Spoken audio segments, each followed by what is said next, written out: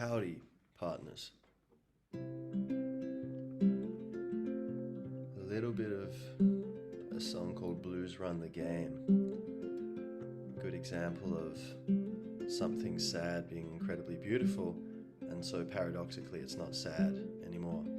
In fact, it grounds you so that sadness can...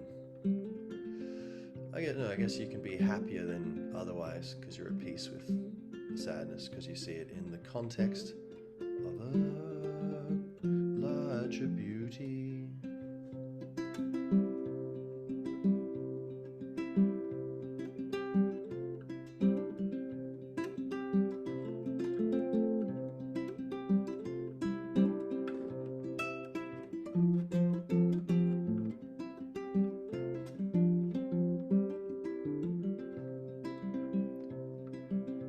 Take a boat to England, baby, maybe to Spain.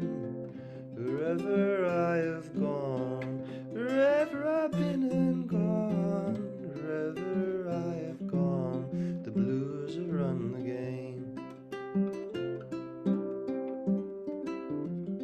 Skip a few verses. Living is a gamble, honey, loving's much the same. Wherever I have gone, wherever I've been and gone, wherever I have gone, the blues have run the game.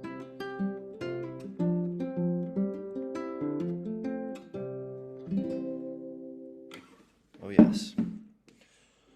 Right, so I'm going to give you some podcast recommendations. And first of all, not what, but how, I guess it's kind of obvious, but sometimes there's a place for like silence and just, let your mind be quiet and just be in your, surroundings and just, kind of sit there among people on the tram or whatever, or, walking over a bridge or whatever. And you're just there, you're paying attention, and that's really good. So I try to avoid information overload and being too stimulated with the dopamine of like information and inspiration. But, in balance, it's really good to make use of your time when you're like moving between here and there, or you're cleaning, or, you're exercising, to be able to kind of get some, instructional or inspirational content into your life. So some podcasts, there's audiobooks is great for that also, or even like YouTube videos, But podcasts. So I listen to, I'm going to give you 7 that I recommend as, just picking a number at random. Okay, so the Joe Rogan Experience. So this is probably the first podcast I really fell in love with back in like 2012, early 2012, yeah. Basically...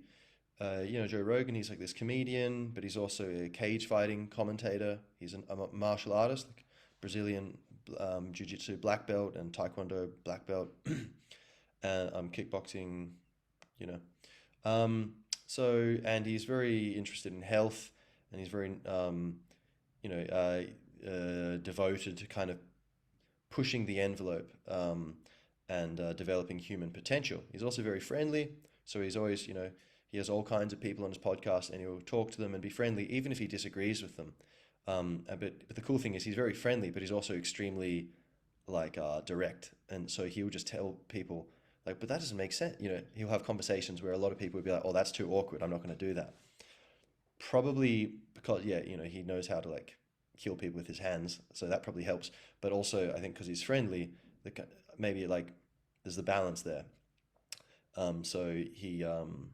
can feel comfortable even being direct, but then always leaving on, with respect and, returning to a respectful conversation, even respect the whole time, but even like a warmer vibe, soon enough, after you've gotten through into that point, But he has all kinds of people on the podcast. What else does he do? He's a commentator, comedian, did a bit of acting, but he was the Fear Factor guy. And he does some other things, but so he has like scientists on there, journalists, politicians, all kinds of people, like a bunch of comedians, martial artists, basically all kinds of people. And he'll have people on there who are very controversial and who can't talk in other places. And he's actually basically the biggest podcast in the planet, as far as I'm aware, on the planet. And for good reason, because he's got a very broad knowledge, but he's very humble and he's always trying to learn. So I think a lot of people kind of find that quite inspirational, that he's kind of like an example of healthy masculinity.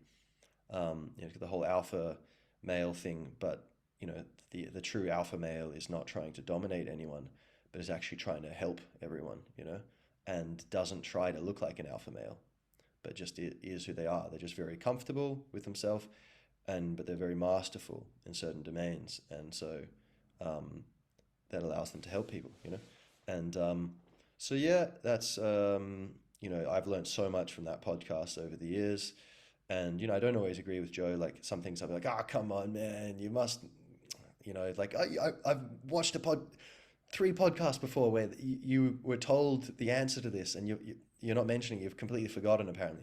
But he just must be absorbing so much information, and we all have our own perspectives, so that's all cool. Anyway, so that's really good. Good for health and fitness, news, just being aware of things in the world. Like there's so many things where you never hear about it in the news, but you could find out about it through this podcast. And if you look at very, soulful, heart-centered people who are also very, intelligent or very, very, capable and renowned in their fields. So a huge number of them would be like, oh yeah, Joe Rogan. Yeah, I love Joe Rogan, which says something, his detractors like, oh, misinformation. But, the people who spread misinformation like to accuse others of spreading misinformation. So that's just the way it is. You have to read between the lines with these things. Anyway, so number 2, Jordan Peterson podcast. So Jordan Peterson helped me a great deal to grow up, basically. It's kind of like get your own house in order. Before you try to change the world, clean your room, basically, which is, he's like, it's harder than you think, he's kind of got this manic edge. It's kind of funny. He'll be like, and that's really hard, man, like he's very enthusiastic. He's this psychiatrist or clinical psychologist from Canada, and he's very, he's kind of helped millions of people around the world basically adopt responsibility as the antidote to suffering. But, basically like life's full of suffering, so you need some meaning to set against that to sustain yourself. And that meaning, basically, in the final analysis, comes from the voluntary adoption of responsibility. That's kind of the core theme that goes through a lot of these things that is kind of crystallized or like some sort of sweet nectar out of, countless conversations. But his podcasts are really good. He's also got a YouTube channel. He's been on there for ages. There's a lot of interesting things he's got to say, but a bunch of them controversial. But he, and I don't agree with him on everything. Like, for example, the Israel situation, I think he might be a bit off on that. It seems like he's a little bit maybe unaware of, like, it seems like, I don't know. What do I know about that situation either, But just to make the point, there's some things where I'm like, oh, I'm not sure. But like all these people, you don't need to agree with them on everything. But when you see, he's totally honest. That's the thing. He's not trying to, trick you. He's really honest, and he's humble, and he's very hardworking. He's very intelligent. He's extremely knowledgeable, and just very interesting. And he has so many interesting people on the podcast. So again, countless like authors and scientists and stuff and politicians. And I've learned so much from that podcast. And so it's really amazing. You talked about the whole gender kind of thing, and I think he has a lot of very, the whole transgender kind of thing, and I think, he's gotten caught a lot of flack for his stance on it, but I think actually, even people who think you disagree with him, I really recommend like you listen to him, what he's got to say, because I think he's got a very heart-centered, perspective where he's, you might not agree with him, but you have to agree he's not a bad guy. He's really trying, to help people, and you can disagree about how to help people, but someone who's trying to help, you got to give them credit, And I think, his stuff about environmentalism, I've learned a lot from him. and like, the kind of the way the global institutions around that are kind of organized a bit, and economics, bunch of things. Check it out. And most of all, just kind of inspiration for confronting your dark side. Like, he can be a bit dark at times, and he struggled with depression in the past. And so I think, he can get through to a lot of people who are like, oh, these motivational speakers, I don't know about this.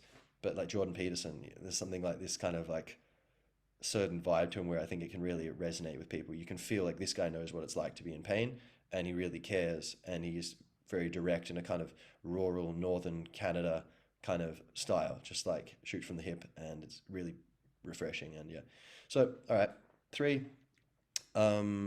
Robert F. Kennedy Jr. podcast, RFK Jr. podcast.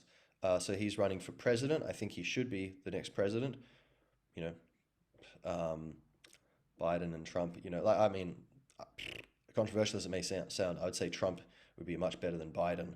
Biden doesn't seem to be running much. He seems to be being run by nefarious interests who are like, oh, because he's Democrat, people won't see what we're doing. It's like, it's just, oligarchs.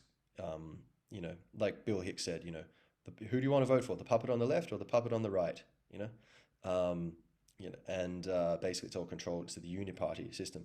And Trump's maybe a bit better, but still, I think manipulable. I don't really know enough about him, but I think he's done some good things, or like some things where I'm like, yeah, okay, it seems like you're not just part of this machine, but nonetheless, things where it seems like a little bit maybe a lack of self-awareness or whatever. This isn't about Trump, okay? But like a lot of people are enthusiastic, like, here's the solution. But I think RFK Jr. is really the solution. He's very humble, very knowledgeable. He's got a track record of being able to deal with the, suing. He's a lawyer, so he's got a track record of suing Monsanto and all these huge corporations and government departments for justice for the normal person in the street, And so yeah, he's a really loving guy, very intelligent, very knowledgeable, very humble. And just love his raspy voice. He had some injury to his voice like years ago, but like he's got this kind of like, oh, you can hear the pain.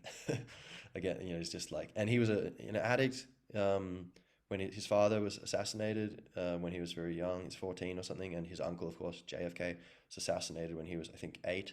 And so and basically after his father. He lost his father. He got addicted to heroin or some heavy drugs, and then eventually he got off that, and he's been clean ever since. But that's like he's got a certain thing of the wounded healer kind of thing about him. Like he's been there and he understands. But just encyclopedic knowledge and memory is incredible. So he also has many experts on his podcast.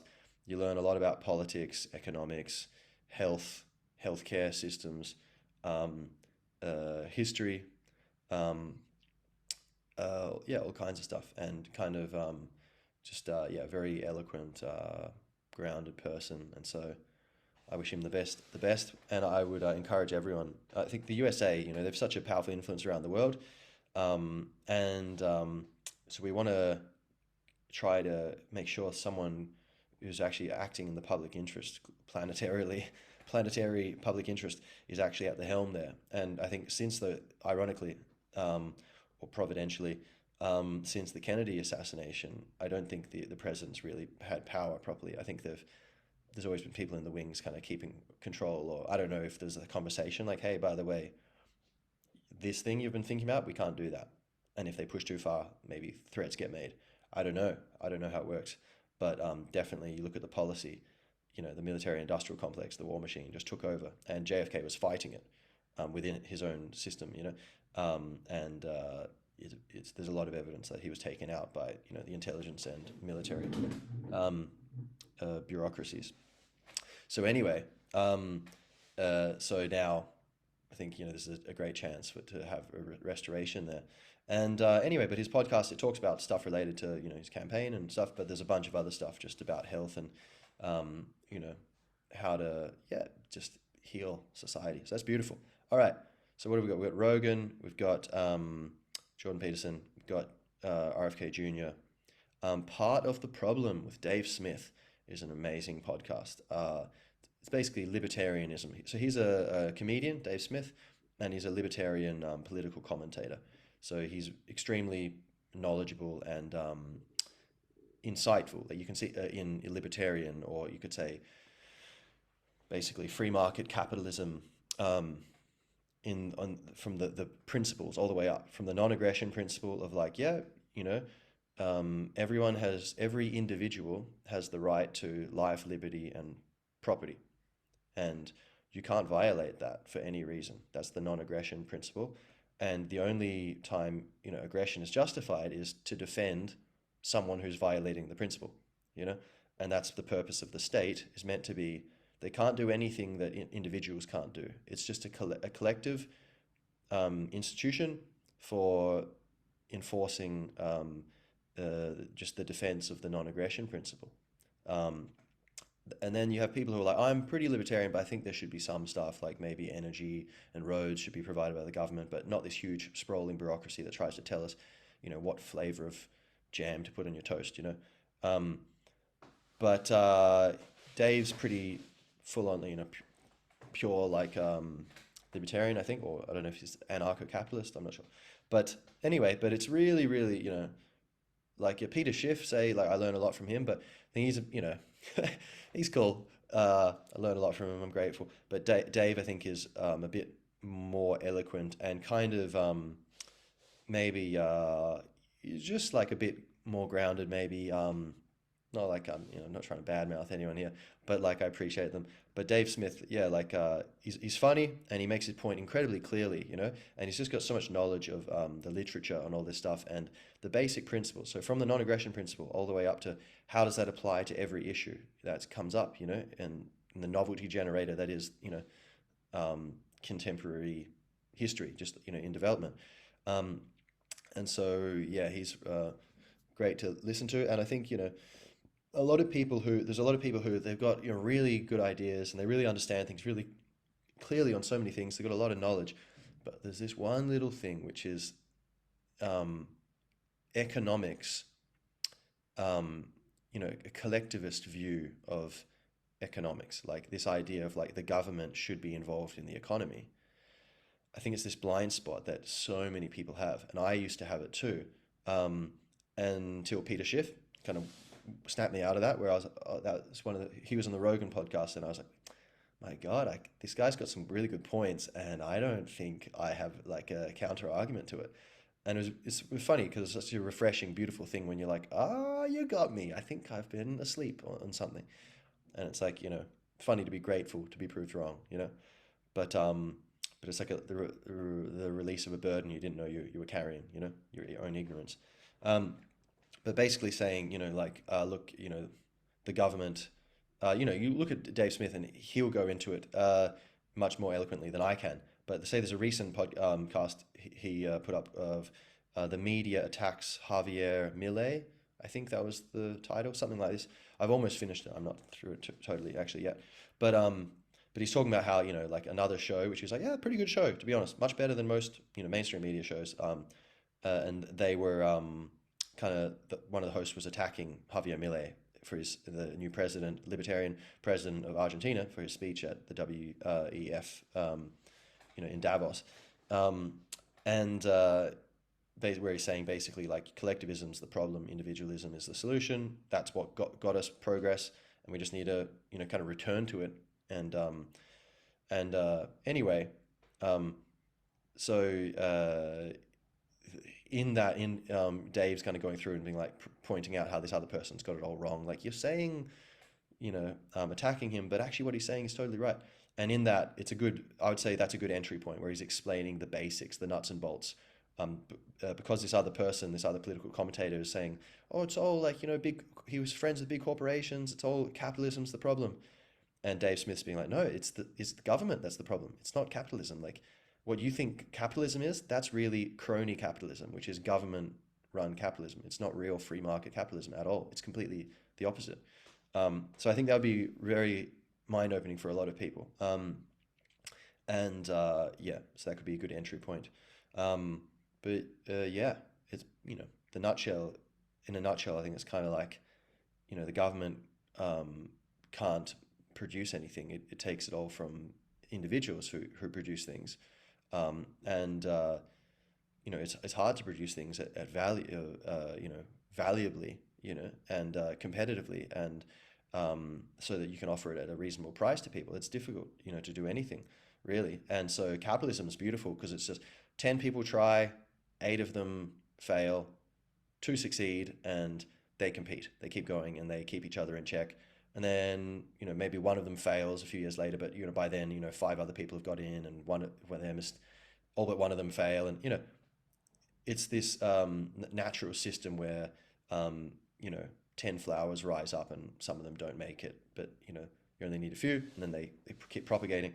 Um, and so, that in the natural system, you have that. And so we can produce wealth, and then government just basically takes it through taxes.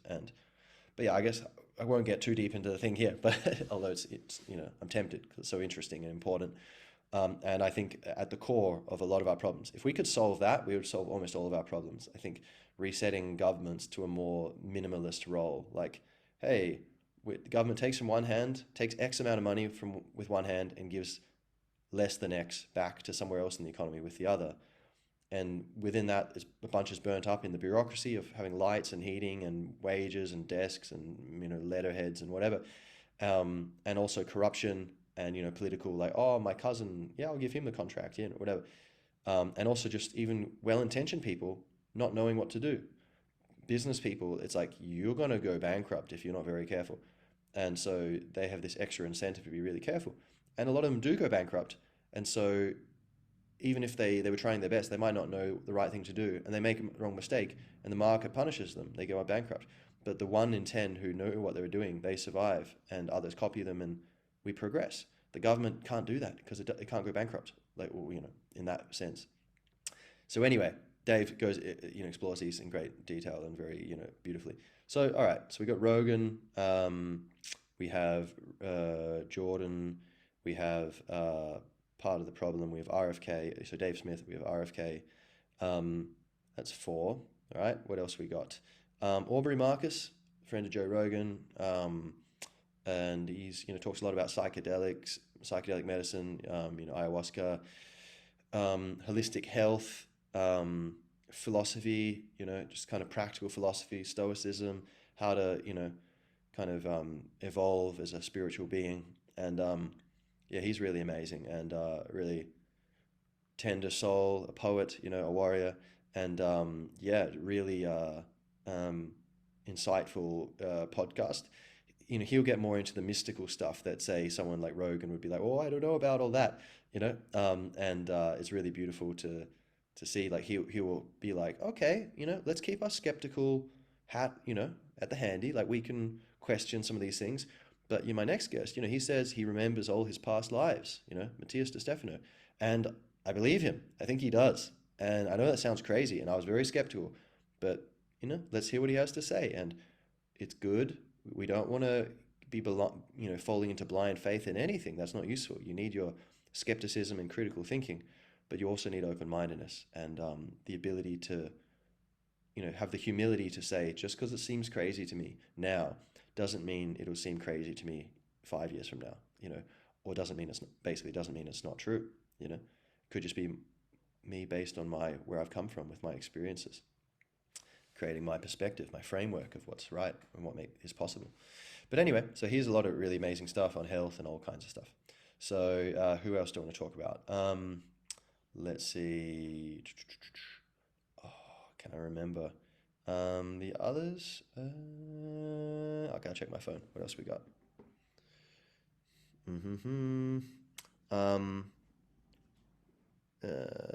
Oh yeah, Russel Brand. So Stay Free podcast. He's got a lot of, he's a comedian, Russel Brand, an actor, and he's got a lot of really very insightful stuff, especially with contemporary stuff. He really stays on the ball with like what's happening with like farmer protests, trucker protests, vaccine, hoo-ha, and all this stuff about, the corruption of the medical system. And totalitarianism, and he's a leftist, So I disagree with him on in terms of economics, but he's really devoted to like spiritual awakening and kind of the people, and kind of seeing through the deceptions and duplicity of like the bureaucracies that claim to be defending us. And he's all about freedom to the people, and decentralization, and letting us all flourish and wake up. Um, so I would recommend him as well. Let's see. So what's that? 1, 2, 3, 4, 5, 6, and is there a seventh? Seventh podcast. Oh yeah, the venerable Randall Carlson. So Cosmographia podcast. Um, so he's mind blowing. So this guy, again, encyclopedic knowledge, incredible retention of details. Randall Carlson. So I found out about him on the Rogan podcast. He came on with Graham Hancock, who's amazing. Talks about ancient civilizations and the lost civilization hypothesis. In short, there's very persuasive mountains of evidence that we totally forgot about an episode of civilization about 10,000 years before what we call history begins. Well, maybe not 10, no, well, maybe 9,000 years before that, or a bit less.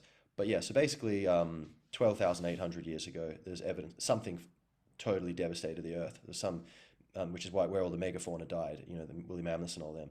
And a lot of them are found with, frozen with like grass in their bellies, and their knees snapped. And it's like, what happened? It seemed like something just suddenly, killed these all these animals, seemingly by like a massive impact, and then they froze incredibly quickly before the food could, putrefy or anything.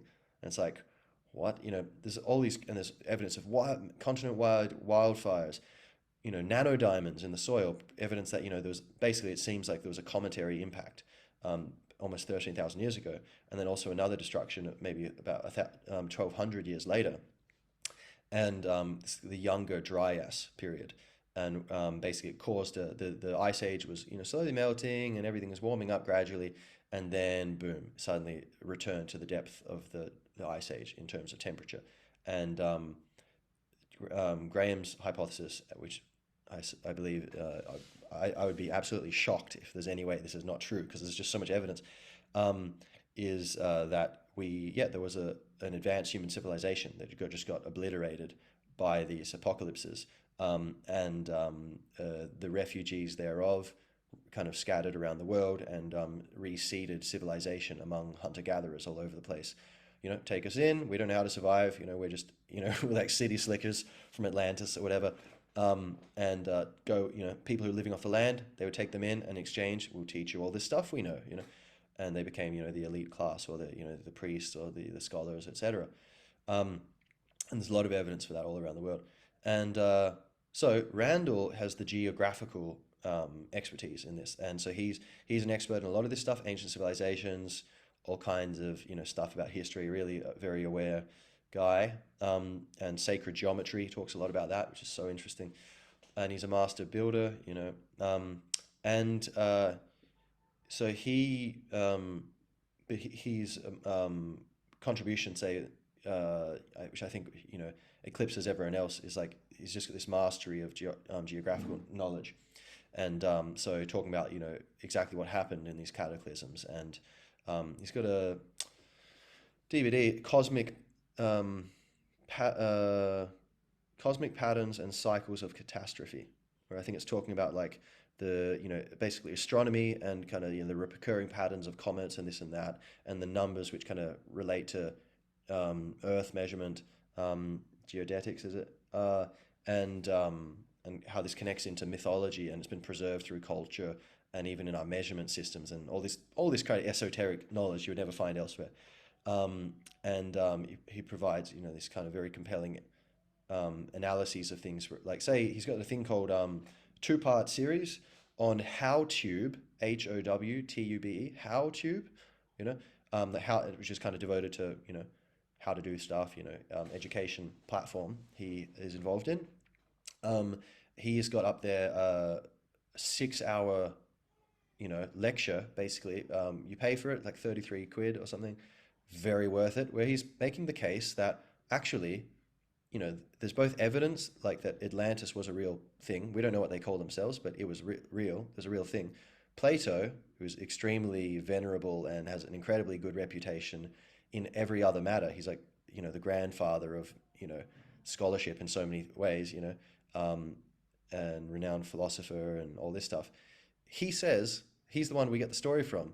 And he says, some, it had been handed down to him through his family from, a few generations earlier from Solon, who went to Egypt basically to study at university. That's the Greeks would do that. Like people go to America or England these days because they've got the oldest institutions and highest quality. The Greeks would go to Egypt, because it was the elder civilization. And, Solon goes there and the priests say like, oh yeah, the reason we are so amazing is we inherited all this. We're not a development, we're a legacy. We inherited Egypt, was an inheritance from an older destroyed civilization, and which was destroyed by fire and flood and sunk beneath the waves. And Solon's like, oh, that's pretty crazy. How long ago was that? And the priest looks at him and goes, 9,000 years ago. Can you imagine remembering anything from 9,000 years ago? That's nuts. Anyway, but so Plato, inherits this story and puts it in, a book, and he says like 3 times during it, this is not a fictional allegory, which is what scholars these days claim. Oh, he was just using it as a metaphor. He like says it 3 times. This is literally true. And you could think, okay, well, maybe Plato could get one wrong also. But it just, as fate would have it, so that's, I think, 600 BC, I think is, whatever the dates are, I forget exactly, but we know when Solon was around, and so we can say, so it was like around 600 BC, and then so 9,000 years before that, 9,600 BC. It just so happens sea levels around the world had an extremely, completely unprecedented, very, very rare does this amount of change ever happen. The sea levels rose by 400 feet, like a bit over 100 meters, which is huge. Think about where civilization is. It's on the rivers, it's on the coasts, and everything would have just been obliterated, and people would have to retreat into the highlands. And it's funny, what a coincidence. So Plato just he says it's completely true. He's very respectable in all other cases. We respect him greatly. And then his date for when Atlantis was destroyed just so happens to be, when modern science now knows there was these huge sea level rises, and many other, catastrophes. Anyway, so back to Randall. He points this out and says, there's and it was assumed that Atlantis was real. We didn't know, but we assumed it was real until in the 1800s, there was this movement where the scholarship turned against it. And they were like, oh no, it was all myth and it doesn't make sense. There's no place for it. But it turns out, then the real amazing thing Randall can offer, this is a good example of why you should listen to his podcast, is he shows like step by step, with peer-reviewed literature, and has it all up on the screen. You can see all these visuals and things. He makes a very compelling case for how the Azore. Now maybe he's wrong about exactly where Atlantis is, but he makes a very compelling case that the Azores, archipelago, which is in the middle of the Atlantic Ocean, which was formerly called the Atlantis Ocean, but the sea, sea can be pronounced k or s, right? Dance, or cistern, or whatever, or it could be a k, like a k. And so a long time ago, apparently, it was pronounced the Atlantis Ocean. But anyway, there's the triple junction, the triple junction of tectonic plates. The African, the European, and the American plates, they meet in the middle of the Atlantic Ocean, and there are these islands there. And if the sea levels if you reduce them by 100 meters, the islands become like, much bigger. And there's a lot of evidence also that there's this compression thing where when you take off a bunch of ice on this side of the planet, as happened, it causes a reaction, and the Earth bulges in different directions, and things move around a bit. It's not like a perfect rubber bowl. It's like a bunch of molten rocks surrounded by vegetation and water, and it bulges. And he makes a very compelling case again that the Earth actually sank in to some degree in that area, and there was this readjustment, of the crust, and so sea levels rose and the land kind of sank in, due to ice and other things, spreading out in other areas of the planet, so to balance. And basically that there would have been a significantly sized continent there before this happened, in the Younger Dryas period. And so, yeah, and a lot of the things he goes into looking at, shows pictures of the Azores, and there's all these examples of things there where the topography or the kind of the climate, and the kind of even things about hot springs and cold springs. Atlantis was said to have these things, and they're there in the Azores. So whatever, that's one example. That's not the only thing, but there's so many things like that. And so I would highly recommend you check out him and all he's got to offer. And so yeah, those are 7 podcasts I would recommend, and I would encourage you to get into your life. And that's it. So, any questions? Yeah, I have a question actually.